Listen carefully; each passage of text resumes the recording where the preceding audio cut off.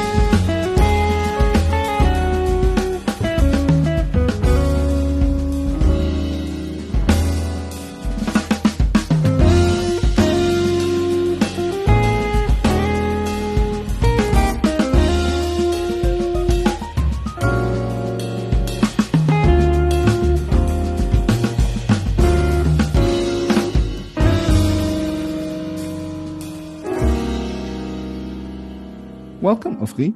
We're thrilled to have you on the show. Thank you so much for having me. It's a big pleasure and an honor to be a part of it.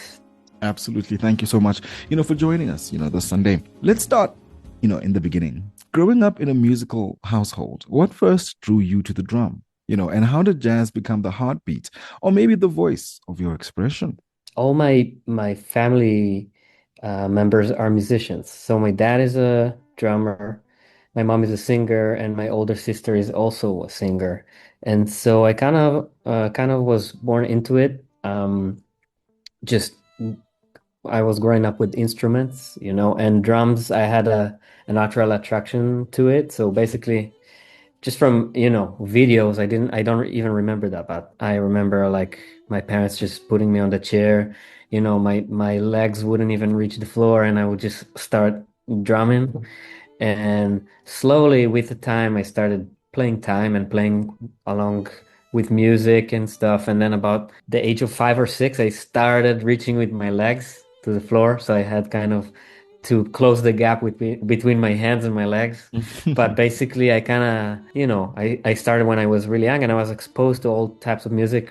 Since my parents are musicians, either radio or like pop Israeli or American music, and also like stuff that's a little bit more complex, some fusion and jazz and like all sorts of stuff that my parents liked to listen to. So I got a rich musical background in terms of like, absorbing music around me. And you've worked with some of the most forward-thinking, voices in jazz today, having mentioned Avishai Cohen and Omer Avital. What do you look for in a collaborator? And how do those relationships, I suppose, shape your playing? And what are some of the highlights of those collaborations? Every musical collaboration has its own nature and its own strengths. I would say some people concentrate on more through composed music. Some of them play stuff that's more just like being in the moment and improvising. But ultimately, the things that they always connect to are melody, presence, and empathy. There is some kind of empathy in music, especially with people, either sidemen or band leaders that I work with, that I feel like that as musicians, not only as like composers, but when we're on stage together, there's this sort of empathy while playing, listening, like being very attentive and careful and just 100% present while, playing your truth, putting it out there on stage. And on another hand, just being able to listen and be flexible and like create together. But in terms of composers, I like a really good blend of melody, groove, and harmony, the good old scenario.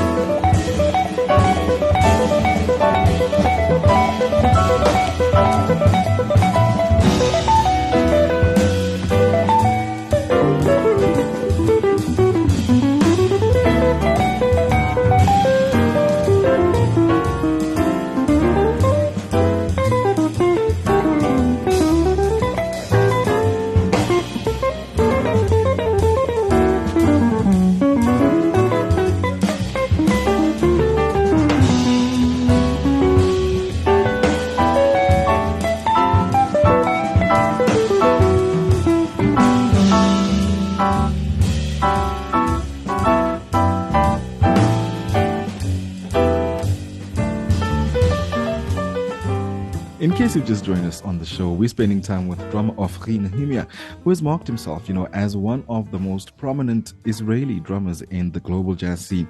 He stopped by this Sunday, to introduce himself to the South African listeners and, of course, the appreciators of jazz here on the show. Now, Ofri, your drumming is deeply intuitive and melodic. And I suppose, how do you balance the technical mastery with emotional storytelling in your compositions?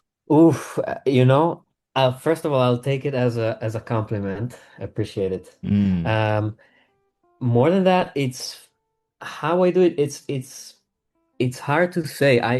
I believe, and not to be cliche, but I believe the way you play kind of reflects who you are as a person. And of course, you channel some things through playing, and sometimes things can be different between them, but ultimately I always try to kind of minimize the distance between the two. And I feel like the more I grow up and evolve with my emotional journey and my emotional growth and musical growth, they just go together. So the mixture between them is kind of the nature for me of like being more accurate and more like being able to be more like fine, and in the other hand just being more empathetic and more sensitive to the situation, like being like trusting myself more in terms of like just doing what I want to do, sometimes take the lead and express, and also like uh,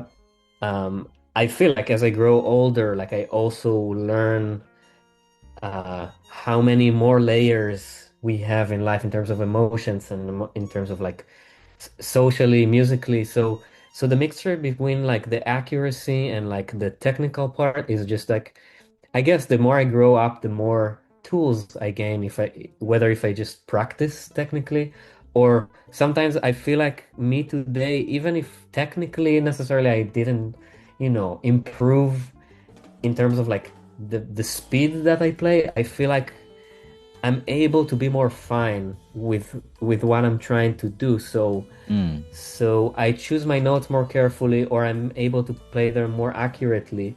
Let's talk about Time Traveler, your debut Yes. project.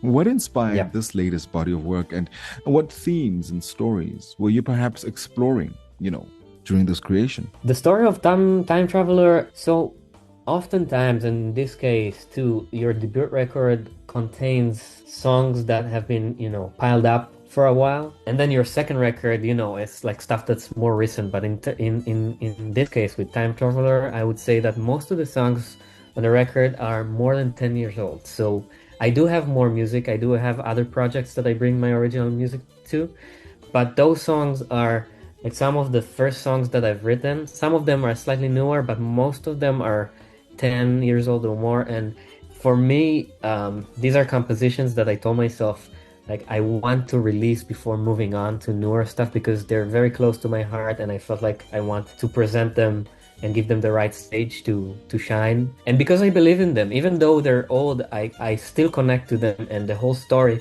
of this name, Time Traveler, part of like, time, drums, like that like the musical aspect of time, just like That's right.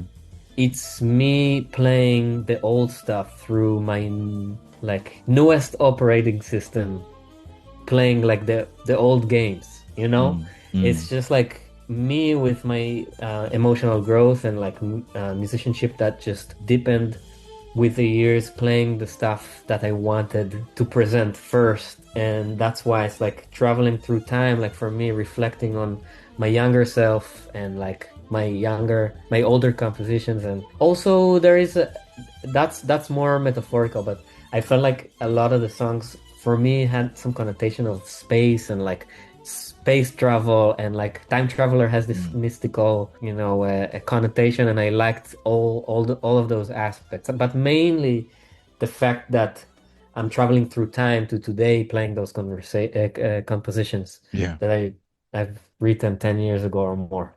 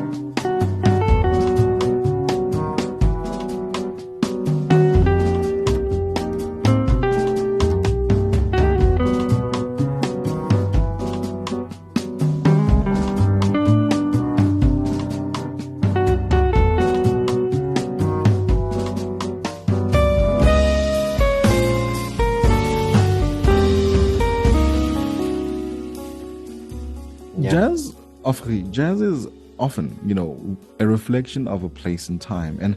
And I want you to reflect with us, your how was your journey from Tel Aviv, to New York global stages? How has that Ooh, journey, yeah. influenced your sound and your identity as a musician? That's important. Wow, that's a really good question. It's also fun to answer because uh I'm kind of, refreshing my memories around like the actual progress. And I would say I was very lucky even before I moved to New York at the age of 22. That was like 2016. I had the chance and the privilege of playing with some of the greatest musicians around that taught me a lot. Like you said, Avishai Cohen or Eli Gibri or some other like local musicians, like Avishai Cohen, the trumpet player. Mm. Um, and I was relatively young, and that gave me that kind of, made me grow up much faster in a younger age. And like being able to play with musicians that are much better than you and much more experienced is just, the fastest way to get better and to mature. And so I was lucky enough to do that. But even so, I remember a friend of mine that moved to New York like a year or two before me he told me like, you don't really understand.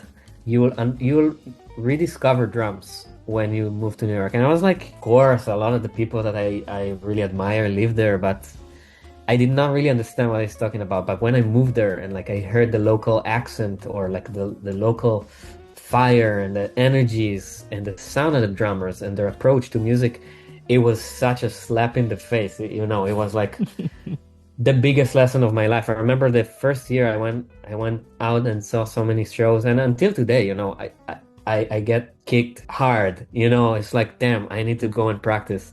And I remember the first year was like realizing that I don't know nothing. Of course, I know, and I did stuff and I toured, but it was kind of like a reminder that, damn, there is so much to learn, so much to explore, so much to achieve also. But just in terms of inspiration and like, understanding how music is, how rich it is, and how every drummer is different, and like just understanding that, seeing all my idols play like night after night, understanding that I can't be this or I can't be that. I better try and be what I am, because all of us are influenced by the greats, and there is a big difference between being influenced and go through somebody to trying to be somebody.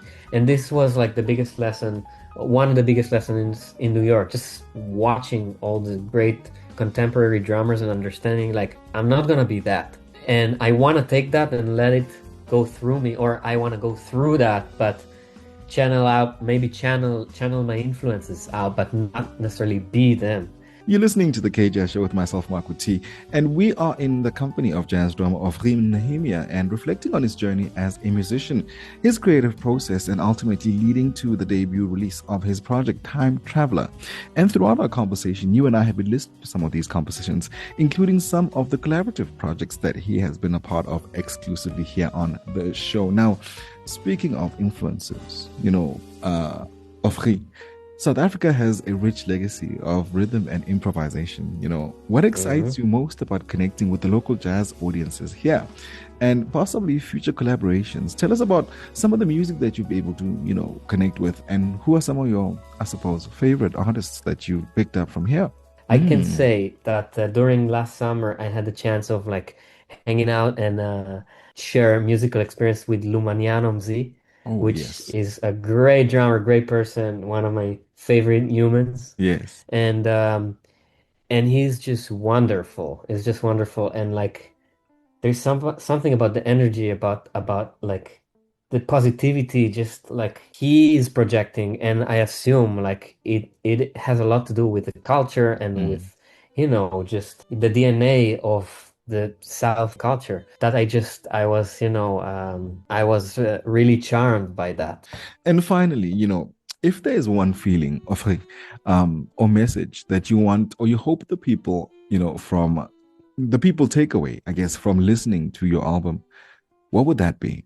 The message or what I hope they take from it, I would say I hope they connect to my honesty, like musical honesty, and I Mm. hope they find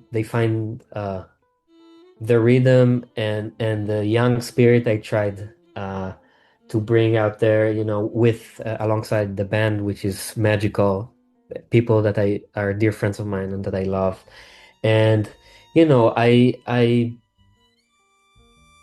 I kind of try to create an homage of myself. Basically, this is what I compose. This is how I play it.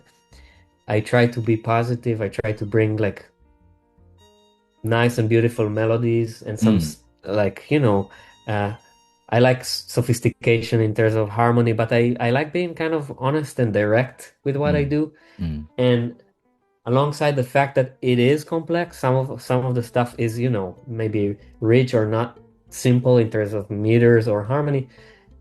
I try really to be coherent and not go around yeah, and be like foggy or like mysterious. It's just what it is, and I try to shine basically and be a light in this world and kind of project love and what I think is beauty. It's very yeah. personal, but just to put something out there that people find positive and uplifting and groovy and that makes their day just a little bit better. Absolutely, absolutely. And thank you so much for taking a moment to do time travel with us, and share your story and the music. And of course, we look forward to hearing more of you. And as you take jazz on different directions, and expressions. And of course, we'll be right there behind you, following every step of the way here on the KJ Show. And possibly one of the days you'll be announcing a trip to South Africa, and we'll be right there to capture the Ooh, moment, I wish. as we I put it out wish. there. Yeah, Yeah. yeah. Yeah. It would be my pleasure. I hope I'll be there soon, and I hope to meet you in person in the near future. And thank you so much for having me. That has been very fun talking Thank you. through all those points, Oh man, and thank you. I He is, appreciate it. yeah, man. He is Israeli-born, New York-based drummer of Ofri Nehemya, and of course, he was on the K Jazz Show.